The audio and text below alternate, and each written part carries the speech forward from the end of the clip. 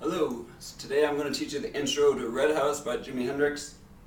I'm going to play it in the key of A, and it's in standard tuning. A lot of times Jimi Hendrix plays it half a step down, which is like A flat, I believe, and it's just to it gives it a little more beef. If you listen to his recordings and a lot of his live shows, it has a really thick tone, but we're just going to do it in standard today. I'm not going to go through the whole song. It's basically a 12-bar blues based on A. If you go back to one of my previous lessons, I explained what a 12-bar blues in A is like. And he does his own little thing to start off the intro, kind of a very standard blues thing. It's basically, if you go to your D7th here, then you move it all the way up. So you're on the 9th fret, your middle and ring finger on the 9th fret. Your first finger is in the D7th shape, but it's below on the 8th fret, and you just go pick alternate, basically an arpeggio with the G. So I'm doing the open strings, G, E, B. You're just doing a triplet on the bottom 3 strings, the G, E, and B strings, which are now fretted. So do that 4 times, and you're going down to here.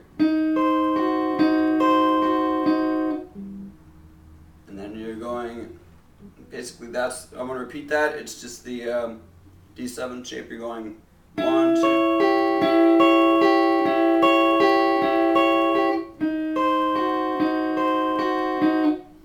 So you do it 3 times. The second time, you just kind of rest. It gives it that pause, like what happened, where is the song going, and then you just jump into it. So I'm going to do that one more time again. It's 4 times, and then it goes, and you wait that 1, 2, and then he does it. The trickiest part of the whole song is what he does next, and he basically bends the E, the D note here on the 7th fret of the G string. He bends it up whole, so it's becoming this E, and he's playing an E on the B string on the 5th fret at the same time. So he's got his first finger on the 5th fret of the B string, 3rd finger on the 7th fret on the string above, and he's just bending this one to match that one.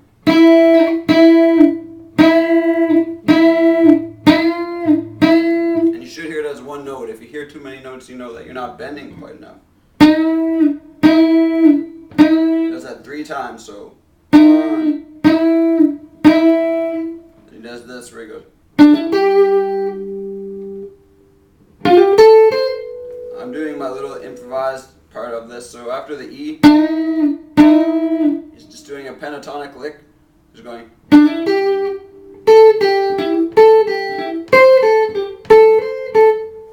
You can basically do any type of thing you want to do in this space, because he's just building suspense before he goes to the 4 chord or the D chord. So I go basically going E, G, A, E, G, A, E. And my middle finger is on the 9th fret. First finger is on the 8th fret to the 10th fret. So I'm 1, 2, 3. And then I go up to the 12th fret the 12th fret with my middle finger, and I move my first finger back a little farther than I did last time, and I'm hitting the 10th and the 13th. So 1. I do that enough times to stay within the phrase, and then I just go back to, this is definitely in the original Jimi Hendrix version. He's going from doing a little to play over the D chord, or in this case the D7. He's just going from the 6th fret to the 5th fret. So it's going.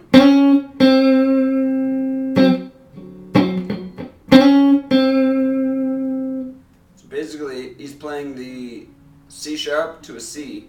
You could do that anywhere. You could go, but he's basically just playing with the sound of a D7th chord. So he's going from D7 major 7th to D7 minor 7th by D7 flat 7th by just doing this note. It's kind of like you can also do it this way. You take the D7th chord and you slide above down to here.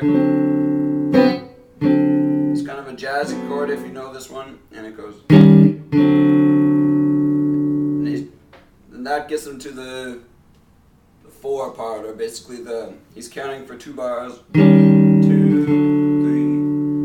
3, 4. 1, 2, 3, 4, and then he goes back into the A progression, which is he's basically just doing some pentatonic stuff. So you can go